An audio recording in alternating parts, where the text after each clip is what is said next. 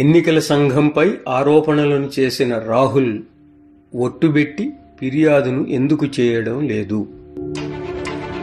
భారతదేశ లోక్సభలో ప్రతిపక్ష నాయకుడు, కాంగ్రెసు పక్ష నాయకుడు అయిన శ్రీ రాహుల్ గాంధీ ఈ ఆగస్టు నెల 8వ తేదీన భారతీయ ఎన్నికల సంఘంపై చాలా తీవ్రమైన ఆరోపణలను చేశారు.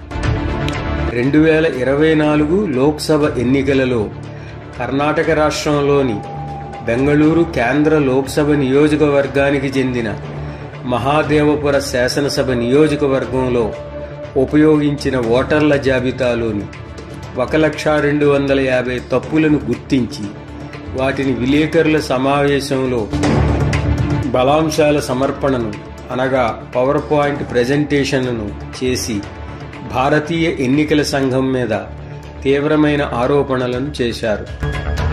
ఈ తప్పులను 5 కోవలుగా విడదీసి చూపించారు. ఓటర్ల జాబితాలో ఒక పేరు మరల దొర్లిన ఓట్లు అనగా డూప్లికేట్ ఓట్లు 11,965, చిరునామాలు సరిగా లేని ఓట్లు 40,009, ఫోటోలు సరిగా లేని ఓట్లు 4,132, ఒకే చిరునామాతో ఉన్న ఓట్లు 10,452, నమూనా 6ని దుర్వినియోగం చేసి పొందిన ఓట్లు 33,692. ఇప్పటి వరకు ఓటును నమోదు చేయించుకొనని వారు నమూనా 6లో మొదటిసారిగా దరఖాస్తును చేసి ఓటును పొందుతారు. నమూనా 6ను దుర్వినియోగం చేయడం అంటే 60 ఏండ్లు పైబడిన వారు చాలా మంది ఈ తీరులో ఓటును పొందారని, అంటే వారు అసలైన ఓటర్లు కాదని శ్రీ రాహుల్ విశ్లేషణ.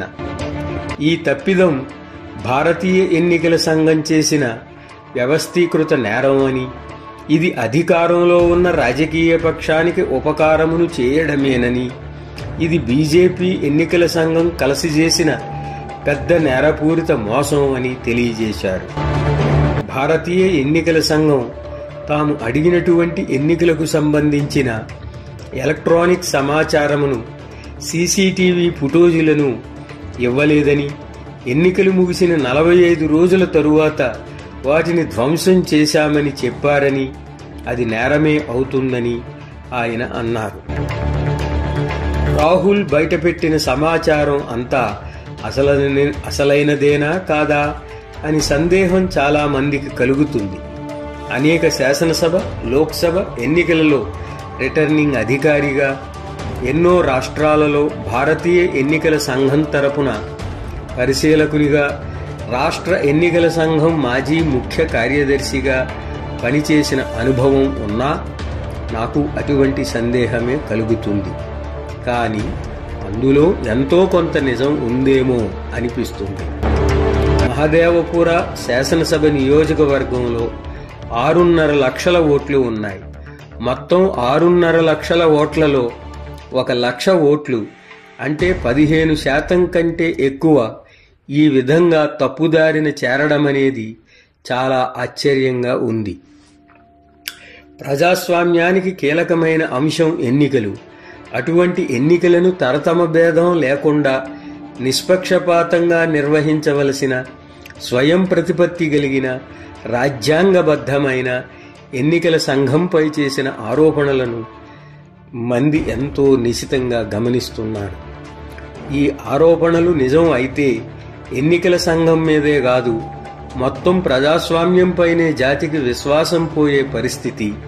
కాబట్టి ఆ ఆరోపణలను నిజం కాదని నిరూపించాల్సిన బాధ్యత ఎన్నికల సంఘంపైనే ఉంది.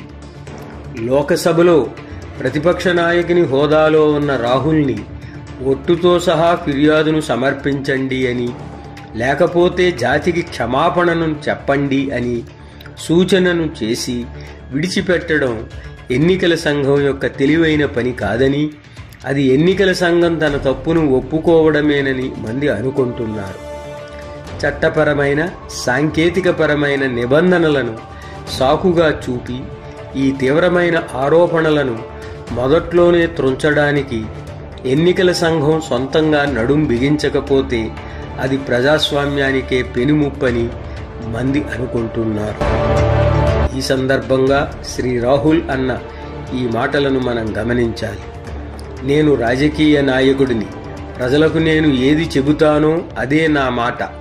నేను బహిరంగంగా ప్రజలకు చెబుతున్నాను. దీనినే ఒట్టుగా తీసుకోండి. ఆసక్తికరంగా వారు ఈ సమాచారాన్ని తిరస్కరించలేదు.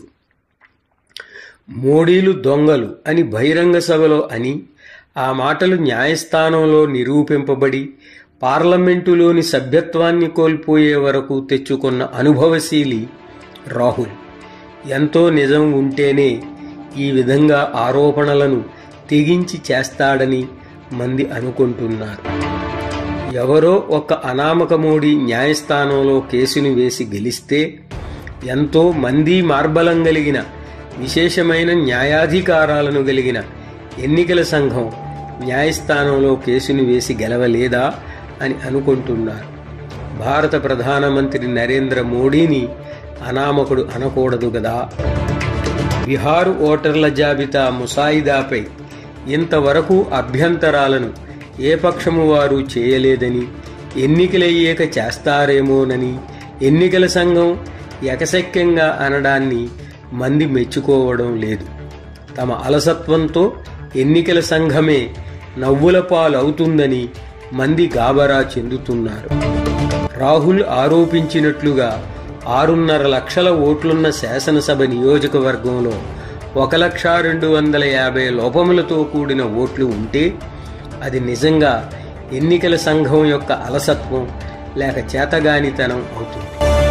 ఎన్నికల సంఘానికి రాష్ట్ర ఎన్నికల అధికారి, జిల్లా ఎన్నికల అధికారి అనగా మున్సిపల్ కార్పొరేషన్ కమిషనర్ లేదా జిల్లా కలెక్టర్ మీద వారికి వారి కింది స్థాయి అధికారులైన ఓటర్ నమోదు అధికారి, సహాయ ఓటర్ నమోదు అధికారి, నమోదు కేంద్రాల పర్యవేక్షక అధికారి, ఓటర్ నమోదు కేంద్ర స్థాయి అధికారి మీద నియంత్రణ లేదని అర్థం.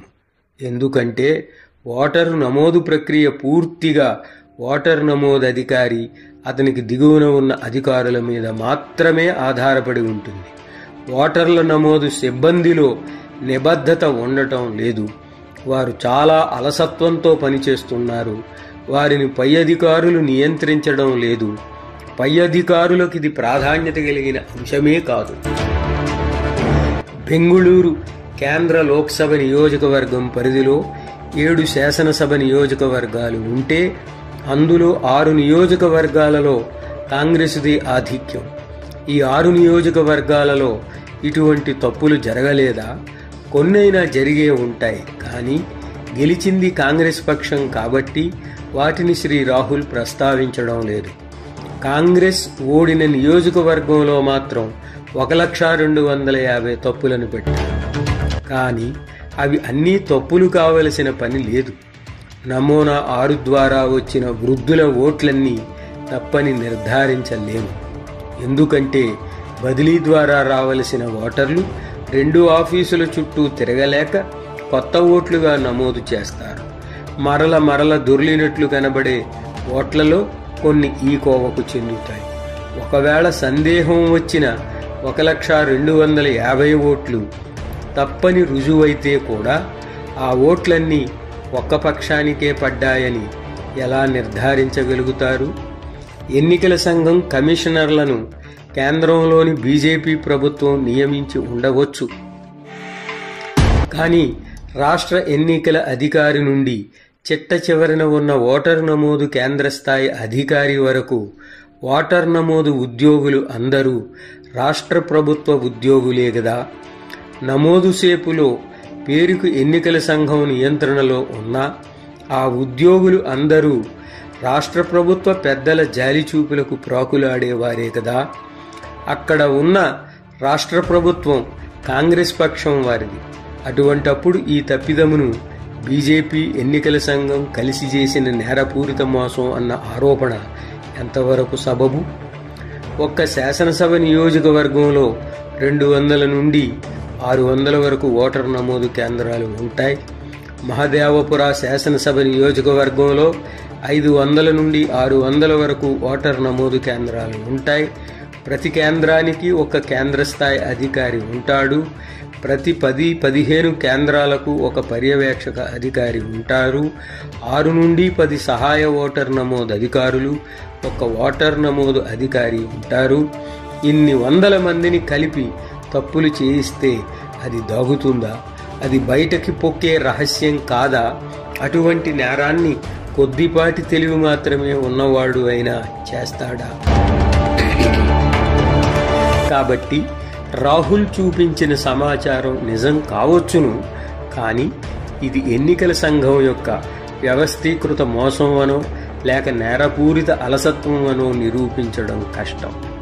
అలసత్వం లేక చేతగానితనం అని సునాయాసంగా చెప్పవచ్చు. కాబట్టే రాహుల్ ఒట్టుబెట్టిన ఫిర్యాదును చేయలేకపోతున్నాడు. ఎన్నికలు ముగిసిన 6 నెలల లోపు ఓడిన అభ్యర్థులు ఎవరైనా రాష్ట్ర ఉన్నత న్యాయస్థానంలో ఎన్నికల పిటిషన్ను వేయవచ్చును.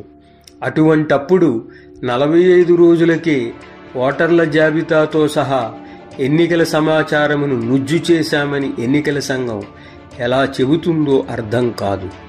ఎలక్ట్రానిక్ రూపంలో ఓటర్ల జాబితాలను, సీసీటీవీ ఫుటేజులను ఇవ్వడంలో ఎన్నికల సంఘానికి ఉన్న చిక్కులేమిటో ఎన్నికల సంఘమే మందికి తెలియజెప్పాలి.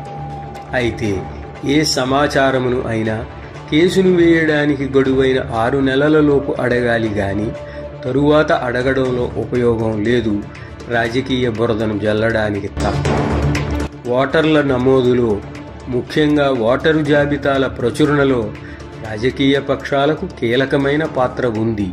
ప్రతి గుర్తింపు పొందిన రాజకీయ పక్షము ప్రతి ఓటరు నమోదు కేంద్రానికి ఒక ఓటరు నమోదు ఏజెంటును నియమించవచ్చును. ఓటర్ల నమోదులో లేక ప్రచురణలో ఏమైనా అభ్యంతరాలు ఉంటే వాటిని అతని ద్వారా ఎన్నికల నమోదు అధికారికి తెలుపవచ్చును. రాష్ట్ర ఎన్నికల అధికారికి అప్పీలు చేయవచ్చును. ఇంకా రాష్ట్ర దేశ ఉన్నత న్యాయస్థానాలను ఆశ్రయించవచ్చు. రాజకీయ పక్షాలు క్రింది స్థాయిలో ఏజెంట్లను నియమించరు. నియమించిన వారికి తగిన శిక్షణను ఇచ్చి తగినట్లు పర్యవేక్షణను చేసి వారి నుండి సరి అయిన ఫలితాలను పొందరు. అలా చేయాలంటే వారిలో, వారి ఏజెంట్లలో నిస్వార్థమైన అంకిత భావం ఆ రాజకీయ పక్షంపై ఉండాలి. నిస్వార్థం, అంకిత భావం అనునవి రాజకీయానికి వ్యతిరేక మాటలు అవడం మన దురదృష్టం. కొన్ని లక్షల కోట్లతో ఆధార్ను 12 సంవత్సరాల క్రితం ఏర్పాటు చేసినా ఇంకా ఎన్నికలలో ఆధార్ కార్డును తప్పనిసరి చేయకపోవడం కేంద్ర ప్రభుత్వంలోని పాలకపక్షం యొక్క స్వార్థపూరిత, నేరపూరిత రాజకీయాలకు నిదర్శనం. ఎన్నికల సంఘం భేషజాలకు పోకుండా విజ్ఞతతో మెలగాలి. దొంగ ఓటర్లను నిర్మూలించడంలో కృత్రిమ మేధను, రాష్ట్రాల వారీగా స్థానిక చట్టాలను, ఎన్నికల నిర్వహణలో అనుభవజ్ఞుల సలహాలను తీసుకోవాలి. సెలవు. మీ కర్రి రాజభౌమ హరినారాయణ చక్రవర్తి, ఐఏఎస్ రిటైర్డ్, మాజీ ముఖ్య కార్యదర్శి, ఆంధ్రప్రదేశ్ రాష్ట్ర ఎన్నికల సంఘం.